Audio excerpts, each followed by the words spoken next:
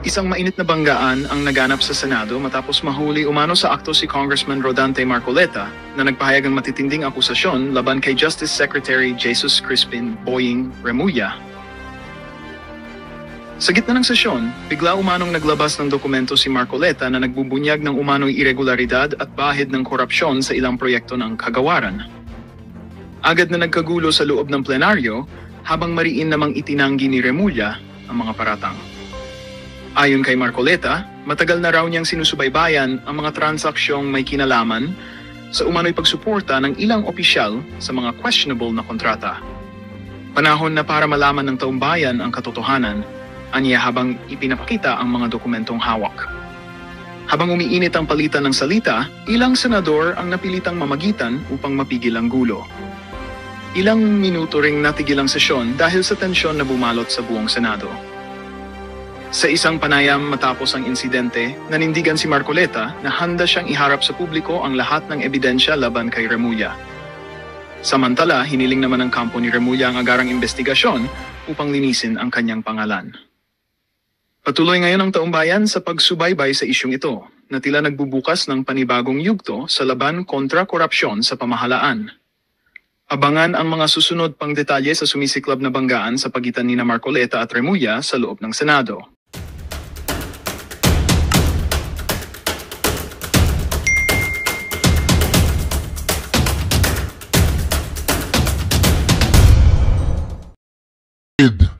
Kahit sa bukid pumupunta po si BP Sara Duterte mga ka-reaksyon. Yan ingat ka lang BP ha. Maraming mga haas sa tabi-tabi. Oy Bobo Marcos!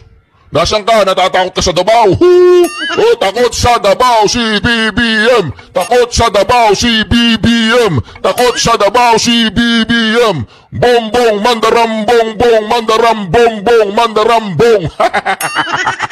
Bobong mandarambong!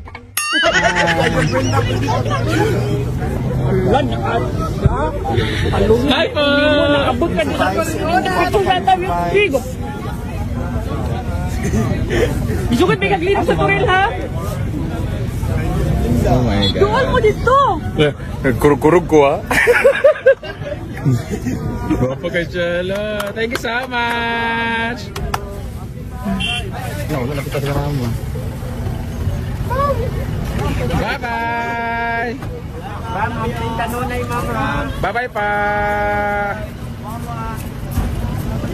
Yay! Nakababay ko sa iya. Bye pa! Kukurug-kurug ako kamot. Kukurug-kurug ako kamot. Animal gatay. Hi! Okay, unahin na muna natin siguro yung mga biktima ng mga sakuna. Sa ngayon, bigay ko yung mga comments ko sa mga susunod na araw. Kailangan natin maki-empathize and maki-empathize sa mga nabiktima ng lindol at mag-sympathize doon sa mga namatayan.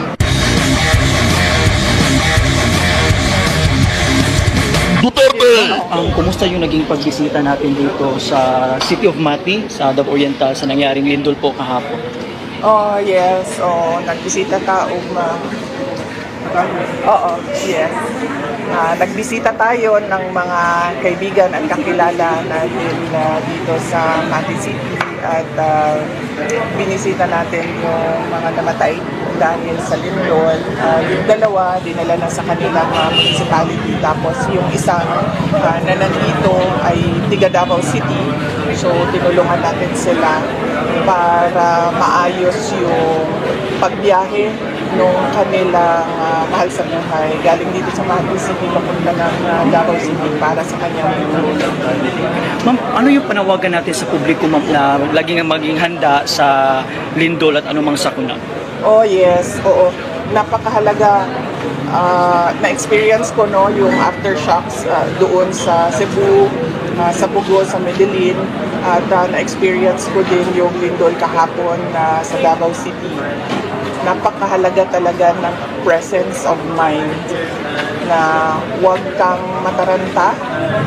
Mahalaga na maalala mo yung duck, cover and hold at kung pwede nang tumayo para lumabas, kung safe na, tumayo, lumabas, ay lumabas kayo sa open area, open space. So mahalaga talaga yon na hindi mo makalimutan kung ano yung mga dapat mong gawin pag nandyan na yung lindol. Mahalaga din yung go bag na sa experience ko kahapon ay dapat merong go bag sa labas ng pinto ng bahay para pagtakbo mo, dala mo yung go bag mo. Dahil sa aking karanasan kahapon sa dalawang lindol, wala talaga akong nadala. Kahit cellphone ko, hindi ko na siya nadala nung paglabas namin, takbo namin palabas ng bahay. Tapos nangailangan ako ng towel doon sa labas. At wala akong kahit anumang gamit na magamit doon sa labas sa open space. So napakahalaga ng go bag na yun na nakalagay doon yung mga posibleng kailangan ninyo kapag kayo ay lumikas dahil sa lindol. Brent, go ahead po. Any reaction, any comment sa pag-reject ng ICC sa request na interim release kaya former President Rodrigo Duterte po? Oh yes, i-hold ko na lang muna ma'am yung comment ko dito sa ICC case, no? Kasi kailangan natin maki-empathize and maki-empathize sa mga nabiktima ng lindol at mag-sympathize doon sa mga namatayan. So mamaya ko na sagutin at magbigay ng komento sa ICC at sa iba pang mga issues. Reaction din po sa pagkakatalaga kay Secretary Villa sa Ombudsman. Kasi sabi niya, sisilipin daw niya yung salin mo po. Huwag na niya silipin. Huwag na niya silipin, no? Ilagay na niya sa harap niya at pag-aralan na niya ng maayos kung ano man yung gusto niyang gawin. Ipagpasa Diyos na lang natin siya at kanyang mga gagawin bilang ombudsman. Pabor ka ba na talaga siyang ombudsman sa kanyang pwesto ngayon? Kung ako ang presidente, hindi siya ang i-appoint ko ng ombudsman. Pinarelieve din si Colonel Lachita. Oh yes, oo, nagbigay na ng statement ang Office of the Vice President regarding sa relief ni Colonel Raymond Dante Lachita. May plano ngayon ng House of Representatives na ibalik doon sa 2025 budget mo na 700 million ang OVP dahil sa hindi pagdalo mo doon sa plenary po. Anong comment mo? Sige, i-postpone ko na lang muna ang comment ko sa budget. Hindi naman na mahalaga yung pera sa panahon ngayon dahil ang mas mahalaga ngayon ay yung maibsan yung lungkot, yung takot ng mga tao dahil sa mga pangyayari na lindol, pagbaha, bagyo. Bikilas na lang. Kumusta si former President Rodrigo Duterte? Kailan kayo huling nag-usap at anong napag-usapan ninyo? Sige, unahin na muna natin siguro yung mga biktima ng mga sakuna. Sa ngayon, bigay ko yung mga comments ko sa mga susunod na araw. Mensahe na lang po sa mga affected residents po ng lindol dito sa Davao Region. Yes, oo. Sa mga kababayan namin na apektado ng malakas na paglindol dito sa Davao Region at sa iba pang mga lugar dito sa Mindanao, kasama na rin yung mga naapektuhan ng lindol sa Baguio at sa Cebu. Napakahalaga talaga, ulitin ko, na yung presence of mind kapag nandyan na nangyayari na yung lindol, huwag natin kalimutan yung mga itinuro sa atin ng ating mga disaster councils at napakahalaga ng ating go bag na nandyan sa labas ng pinto or nasa labas ng bahay para paglikas natin ay mahila, bira natin siya dahil madala natin. Okay, thank you. Thank you, ma'am. Grabe po itong mga reporter, mga reaksyon, nagkakalindol-lindol na. Ang tinatanong pa nila, puro pamumulitika.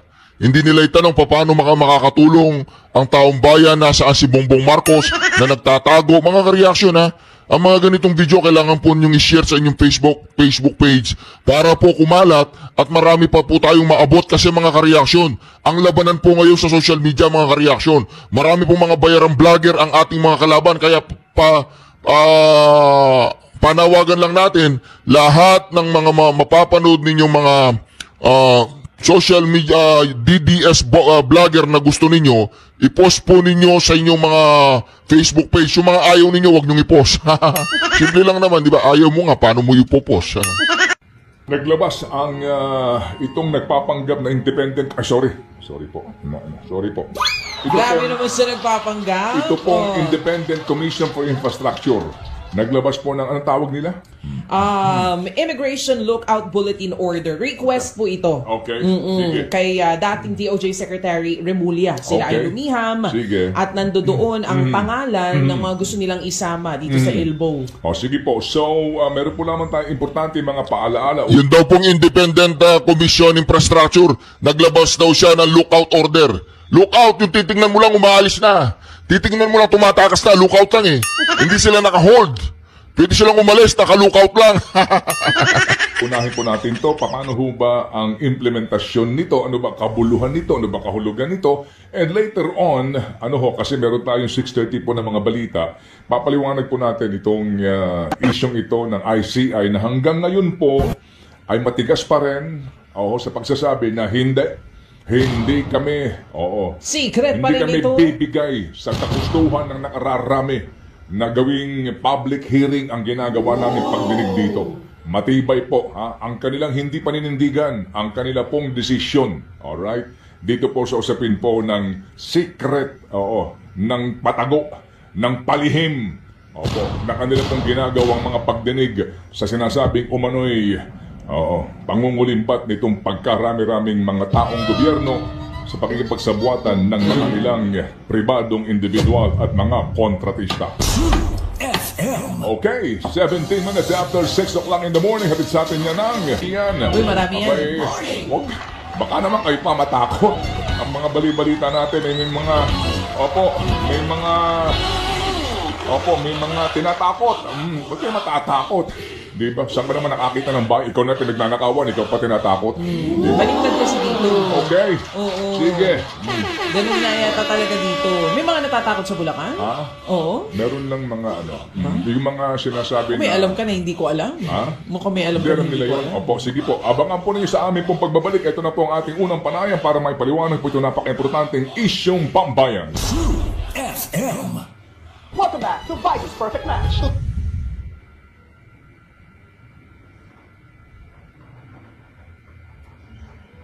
And hindi pa nga po pwede ang whole departure order. Yan din ang explanation sa akin dito ng aking partner na si Boy kanina. Wala pa po kasing kaso.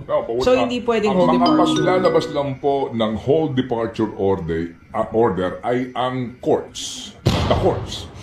Other than that, hindi na po pwede. Not anyone. Yan po'y bahagi po ng due process ng ating pong legal system, no? Sige, igalang po natin yan. Pero sa punto po naman, mga kapatid, no, ng pag-aalam kung nasan ba halimbawa itong si Zaldico. Kung gugustuhin siguro ng gobyerno, magagawa nila. Kasi, hindi ho ba, yung power ng executive dito, yung power ng secretary, pag pinag-usapan natin intelligence, sino ba may pinakamalaking intelligence man? Yang bang PNP may intelligence man? Meron. Yang bang AFP? Meron. Yang bang DOJ? Meron. Yang bang NBI? Meron. And of course, the Office of the President. Di po ba? So kung, sabi ni Ma'am Dana, pwede ma-monitor yun among them. Sa mga, kaya nga naalala mo, meron... excuse me po, yung passport na may punit, naalala ninyo, na hindi pinasakay.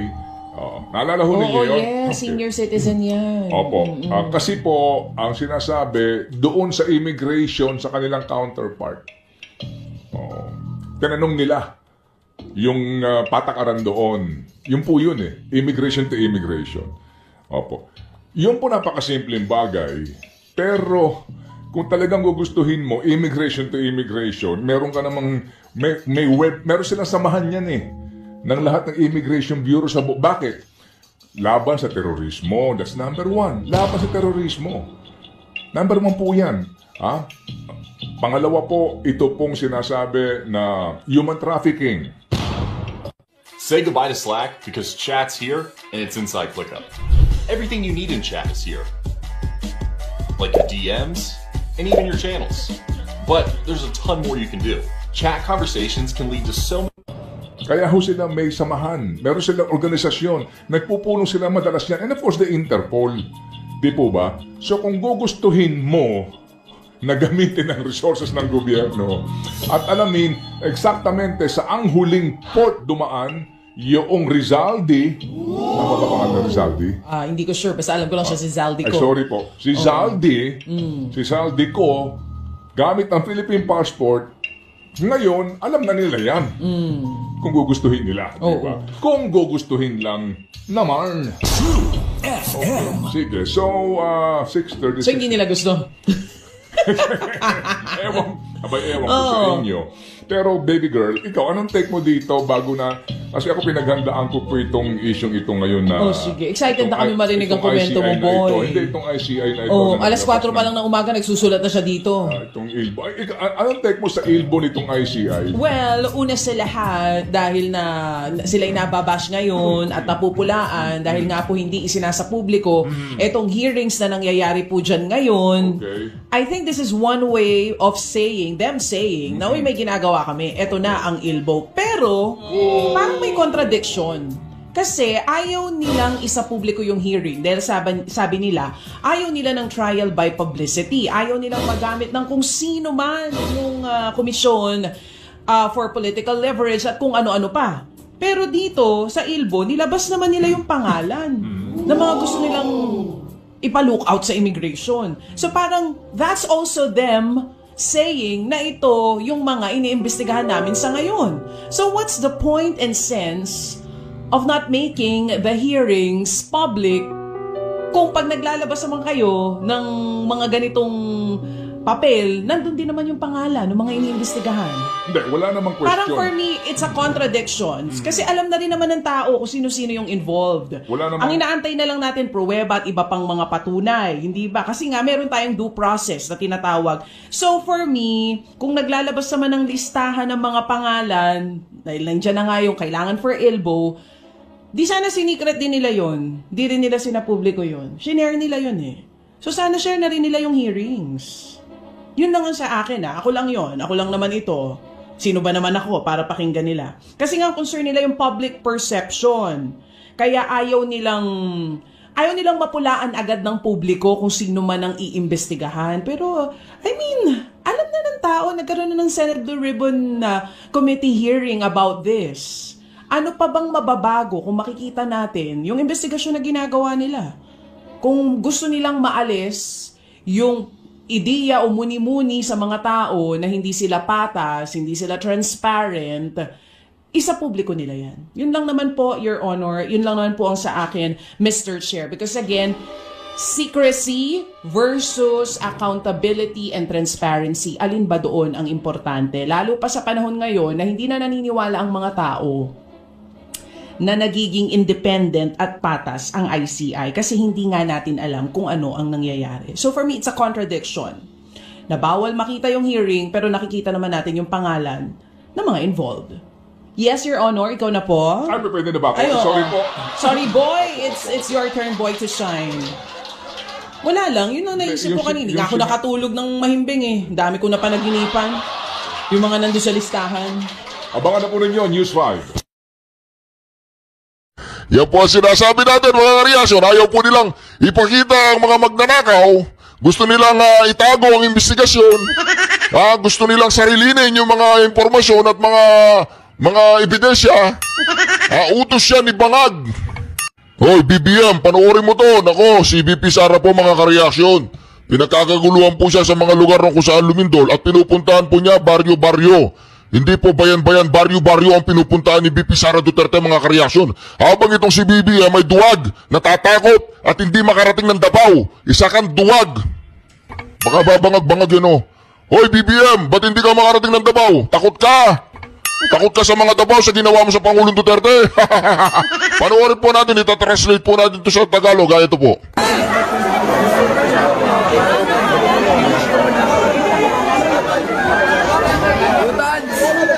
Uy, dito tayo sa Meday. Magpumata. Magpumata. Ayun po si BP Sara, oh. Ganito sa kadaling isa dito.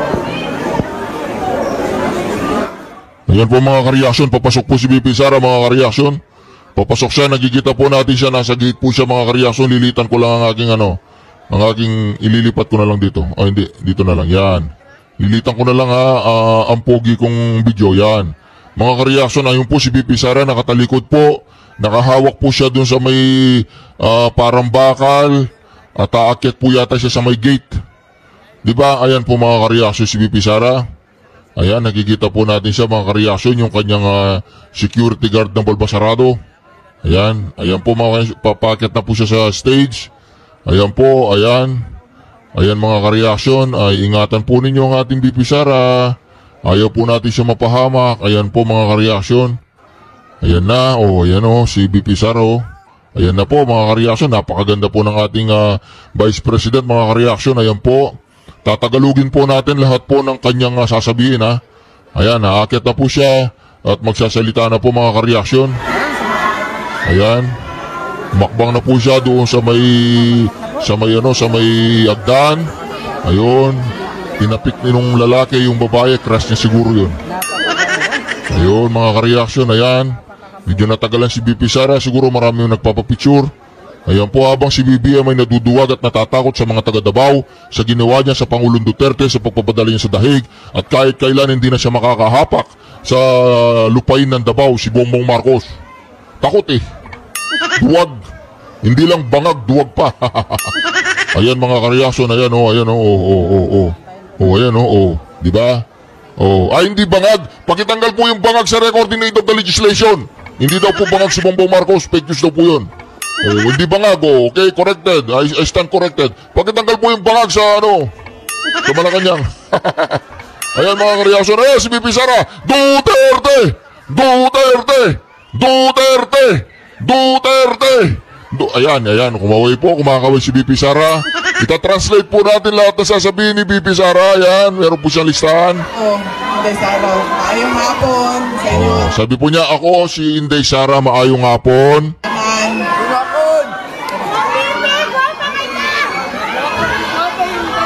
Napakaswerte po nila, kasama nila si BP Sara, sana all. Unahan lang po ang mga pagpasalamat. Unang-una, ang opisina sa Office of the Vice President. Nagpasalamat mi sa ato ang mga barangay officials, sa ato ang mga barangay functionaries, kaya gitabangan mi nila para makahatag ni og hinabang sa mga naapektuhan sa sunog. Ikaduha, magpasalamat ni sa ato ang CSWDO sa City Hall. Siguro naiintindihan po ninyo yung unang salita, nagpapasalamat siya. Nagpapasalamat siya sa mga gusto niyang pasalamatan. Ay sila man yun, magikan man sa ilaha ang listahan nato sa mga beneficiaries sa tabang sa mga naapektuhan sa sunog.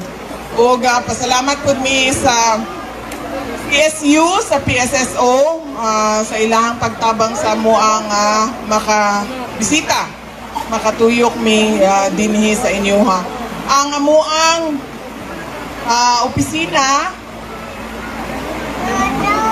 opisina, gamay lang ni kaayo, mga naalang mi sa 200 plus kabuok na mga personnel na amin napulo ka satellite offices. Doon nami isa sa Southern Mindanao. Naintindihan po ninyo, sabi po niya, si Bongbong Marcos ay takot na takot pumunta ng Davao. Dahil pupunta siya dito, nagpadala siya ng tig 20 pesos na bugas o bagas. Di po ba mga kareaksyon?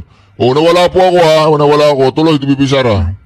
Na dinhi sa Davao City. Kung unsa man ang amuang matabang,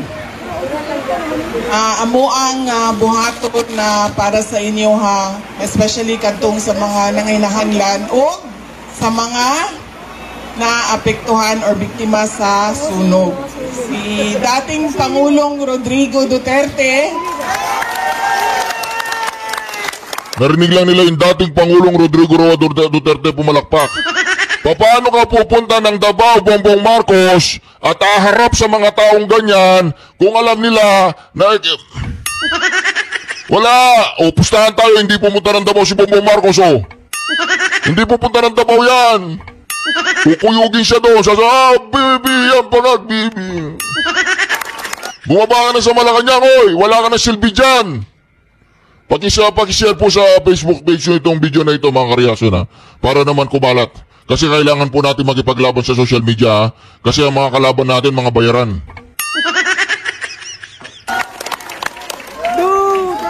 Igi siya o pangamusta sa mga Davaoenyo, no? Pag magkaistorya mi, mangutana